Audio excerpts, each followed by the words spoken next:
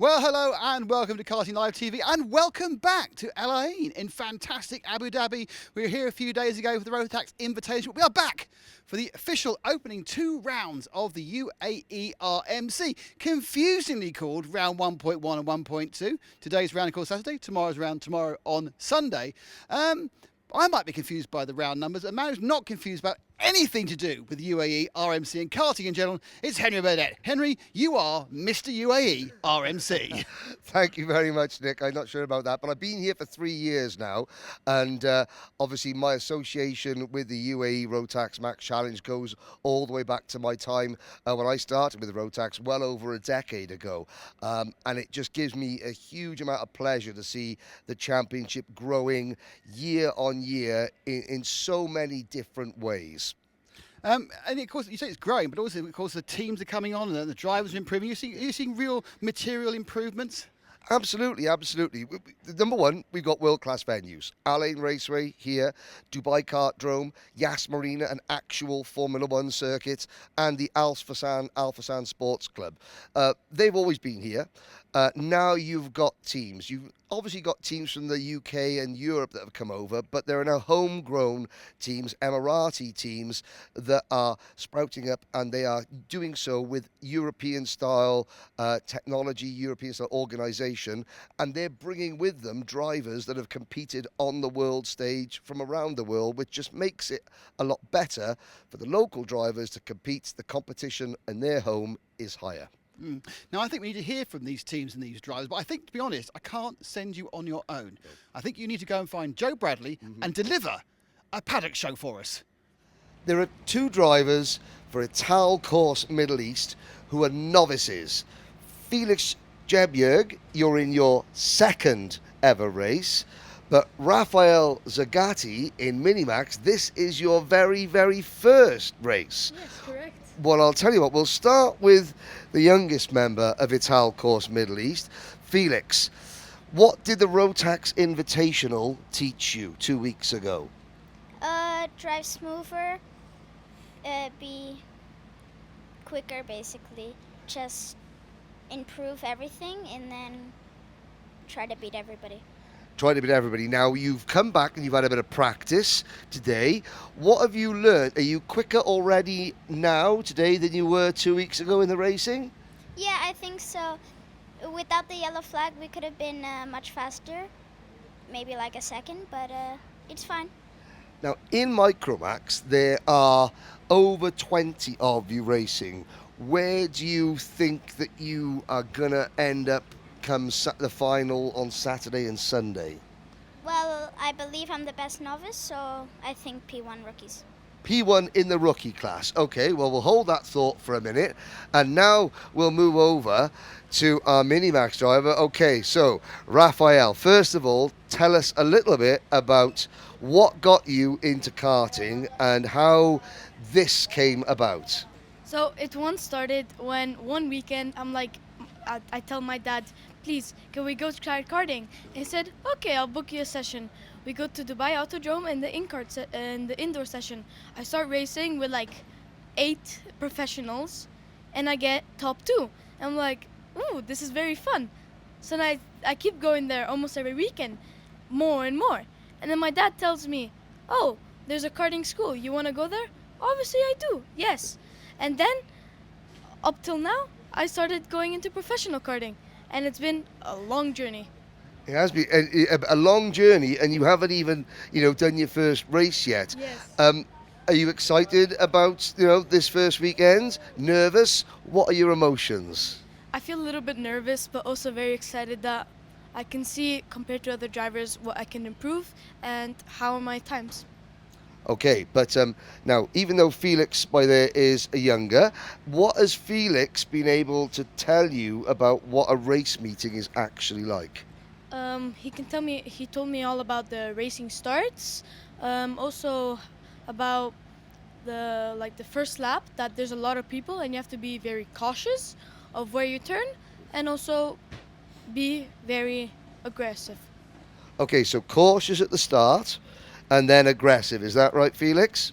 Yes, if you want to win, then you have to do that.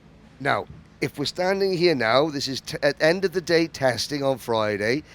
If Felix, if you could give Raphael one sentence or one word of advice that will help him this weekend, what would that one word or one sentence be? Keep it flat. Keep it flat. There we go. That's a true racer's answer. Keep it flat. Thank you, Felix. Good luck. We'll be looking out for you in Micromax.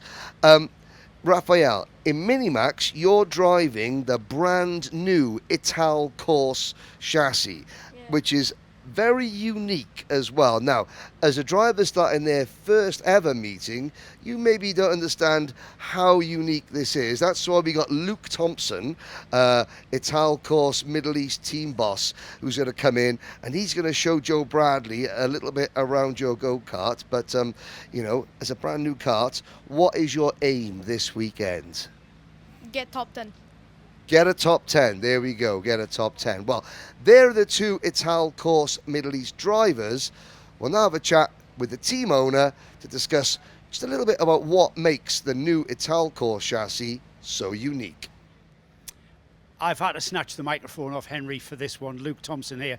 Luke, I'm a bit of a geek because I'm a bit of a race engineer myself. And when I came across the Ital Course chassis, the thing that struck me was first the kind of sloped steering wheel, but more importantly, this geometry change that I can see here with regards to steering angle. I would imagine I'm trying to work it out, and I'm kind of feeling what are these adjustments here? And these we can see here, Nick, the different segments and the different settings. Can you give us a few secrets as to what this Ital Course? What do you call that for a start? Well, to start with, it's just the steering column mount. Right, but okay. The uniqueness of it is that it's movable. So Yeah. the main benefit from it is the Ackerman and geometry Right. setting. So usually we have our old chassis here that Felix is actually driving this weekend, and Raphael's on the new 2025 chassis. But the benefit from it is the quickness in how you can adjust the Ackerman and geometry. Right. So if you, say on the standard chassis, wanted to change the toe in, toe out, or just the general Ackerman setup of it, you know, you'd have to get the alignment tools on and play with it and fiddle around with it. Whereas if you wanted to do quite a big step forward and back with the geometry, with the new steering column mount, it enables you to do that very quickly. All you got to do is loosen the screws and you just slide it around. I would imagine that's really going to be beneficial everywhere else but in the UAE. when it goes wet to dry, that's a very simple process. But in the dry conditions, the consistently dry conditions we're going to see out here in the UAE, is that something that you play around with regards to, you know, getting it to the driver's liking? Well, like I said, the benefit of being able to play with a setup like that, we are a new team here, and Ital courses only started in UAE this year in 2025. So, I mean, with tools like this, it makes it easier for us to find a more tuned up setup to each track, you know. And does it give you the opportunity to try things because of the speed of that setup change? You can try things perhaps where you wouldn't be able to with the longer process from the older system. Yeah, exactly. I mean, today we had, well, the boys just came from school, so they only got 2 sessions today. But between the 2 sessions, we had an hour break. Right. So, I mean, the setup change only took about 10 minutes, so we fiddled around with it a bit. And the second session, we did find a little bit of performance with Raphael. So, yeah, for sure, there's quite a big benefit in how fast you can change the geometry of it. And as we've spoken already to the drivers are pure novices, absolutely. So I would imagine their feedback is, you know, they're learning the trade.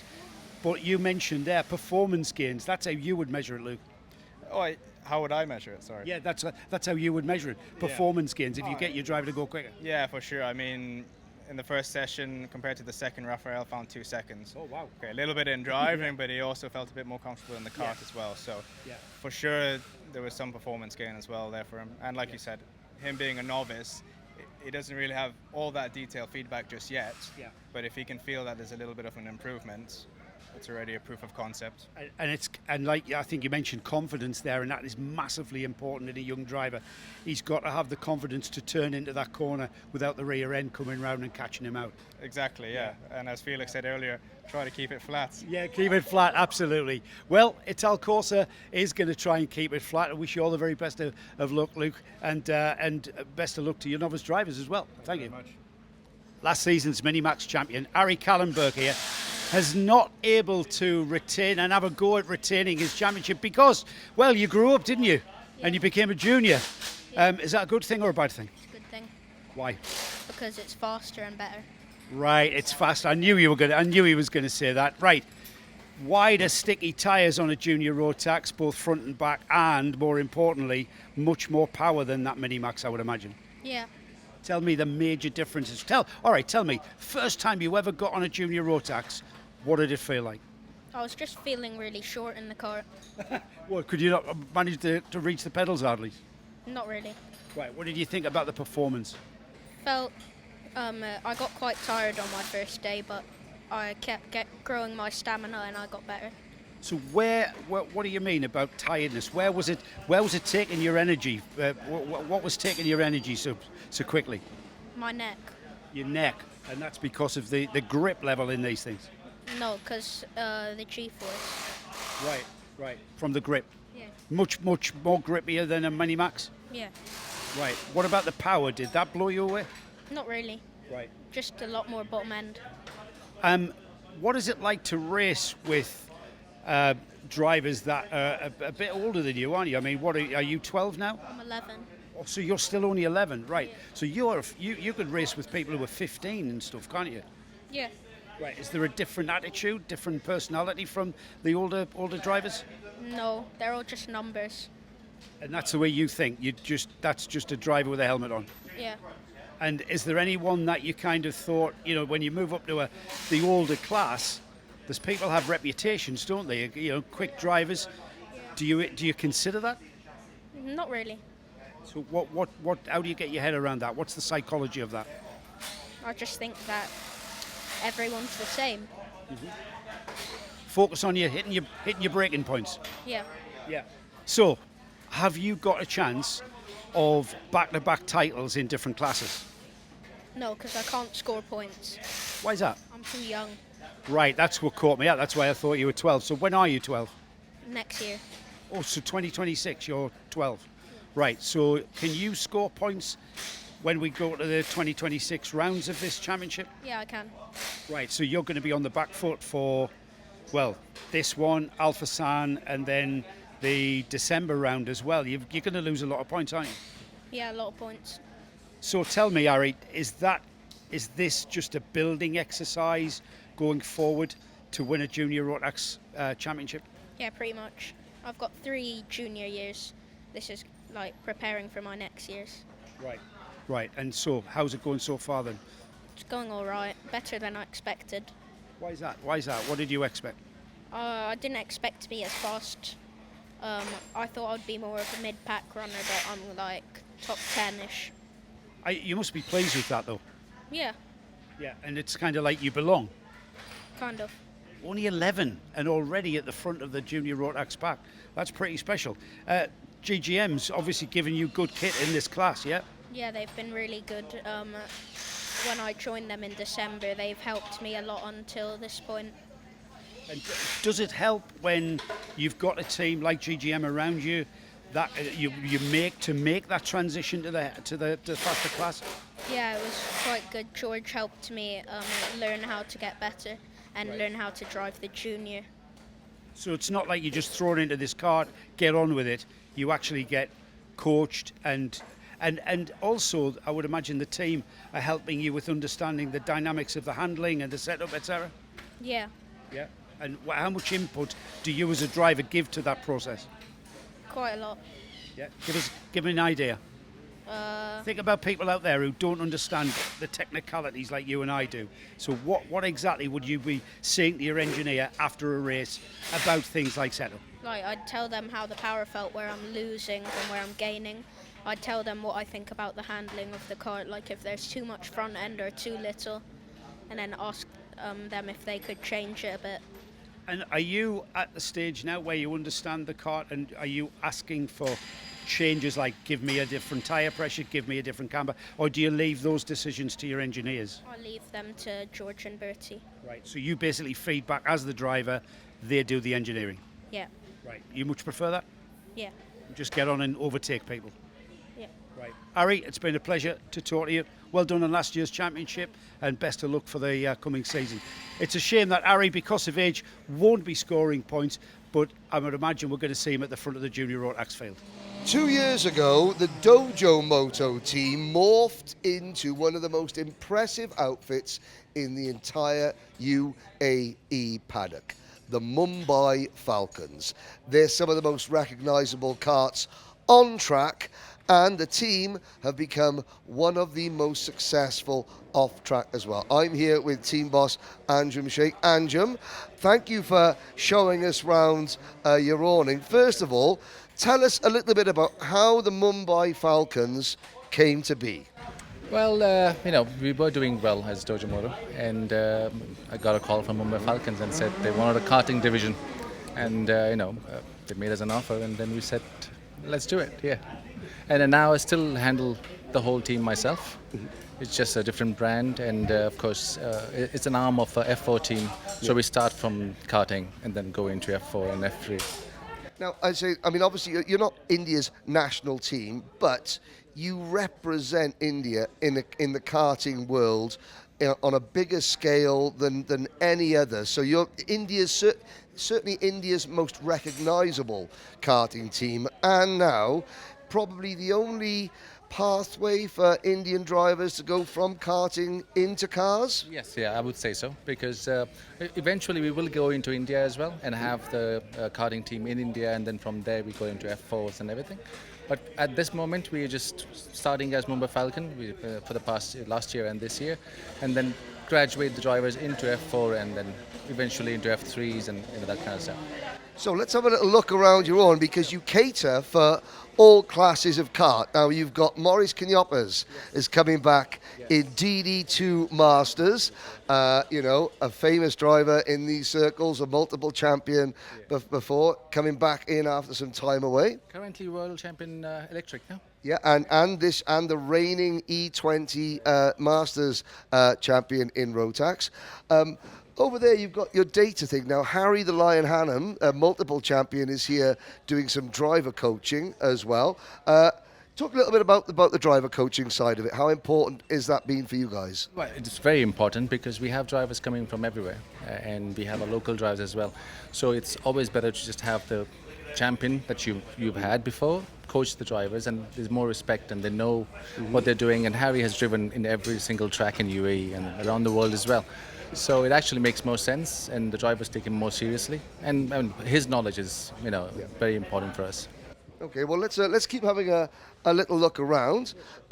So we've got Arhan Qureshi's kart.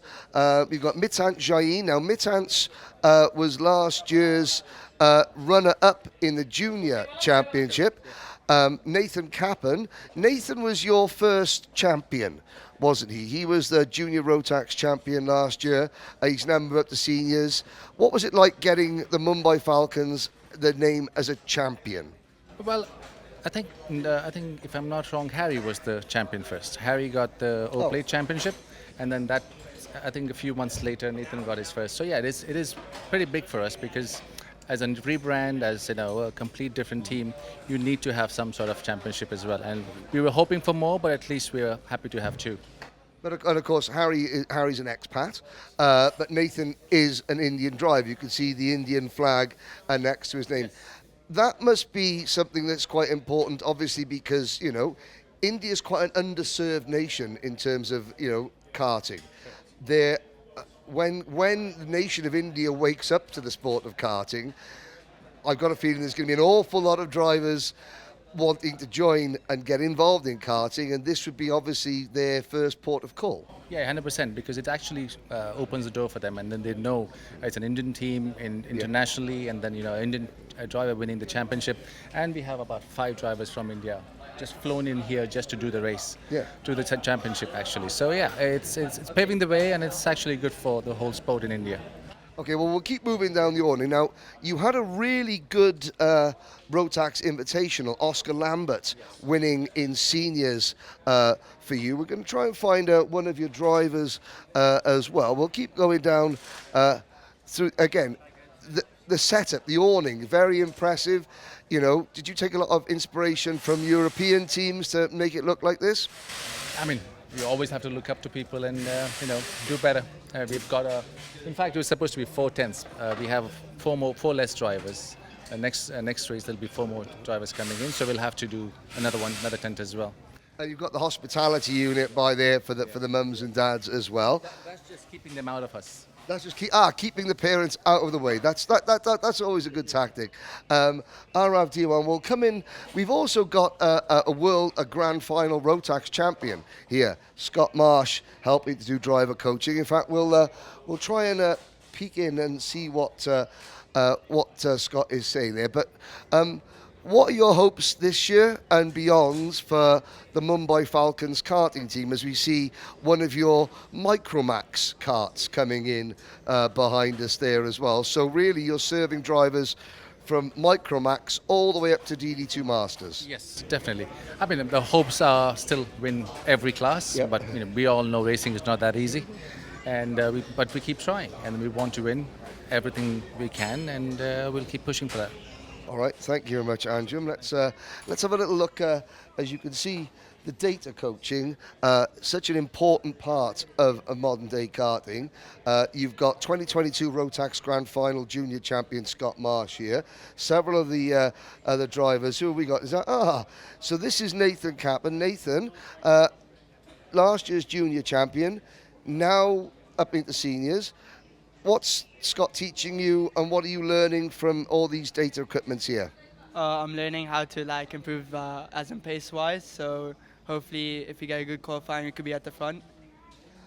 What does it mean as an Indian driver winning an international championship for an Indian team? It means a lot, honestly.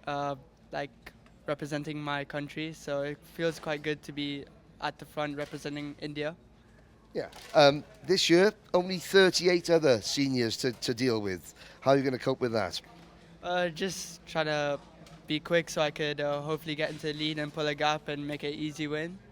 Okay, well, easier said than done. But there is a look around one of the most impressive teams in the paddock and unofficially, India's #1 karting team, the Mumbai Falcons.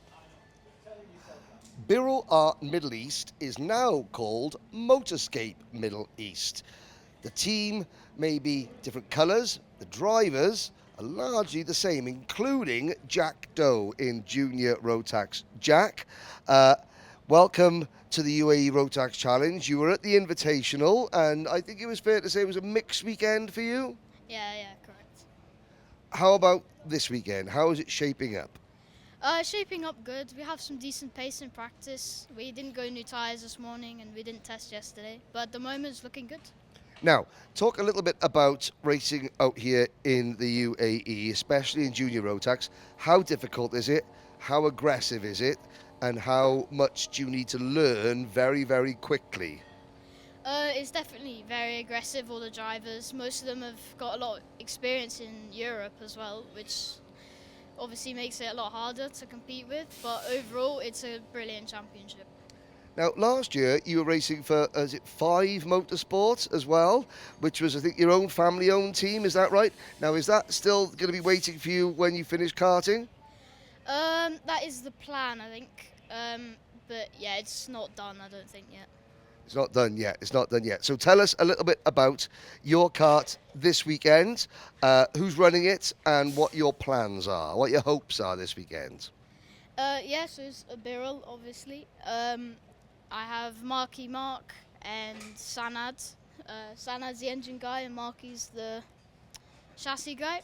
I hope a top 5 would be a decent result, I think. Who are your main rivals this weekend? If you had to hand-pick a couple that you're going to have to beat, based on practice times, but also based on last year's championship results. I think the goal is definitely 219 Veer, and Connor Clancy is obviously a good competitor. He's won a lot in Europe and here. So I think there'd be good rivals. Okay, no problems at all. Well, final thoughts. So, what rounds you've got here? You've got Dubai Kartdrome, Al Fassan. You've got what are the tracks that you think are going to be? And Yaz, what are the tracks that are going to favour you the most this year? I think Al Fassan is going to be the best one for me. It's very physical, and I like the track a lot. And I think I'm adapted and suited as a driver to it very well. And I think that would be a good one. You say very physical. What do you do in terms of fitness-wise to keep yourself in shape for karting? So Monday, obviously I have school. I don't train that day because I've driven all weekend. And then Tuesday, Wednesday, Thursday in the gym, and then school after, and then sim work a lot. So sim work. So it's a combination of staying in school, obviously, but then going to the gym and being on the sim when you're not actually in the seat. Yeah, correct. My school is actually online. It's called Minerva, which helps a lot because it's flexible. So I can do sim work and also be at the track and do school. There we go. So you've been doing school today? No, I skipped it today. Skipped it today for testing. Well, there we go. Never mind. But Minerva is your online school, yeah? Do you find a lot of the drivers use that now? I think there's 1 or 2 on the grid that use it, but it's definitely growing in the Middle East, yeah. Okay, well, there we go. That's Jack Doe, driver 205, one to watch in junior Rotax.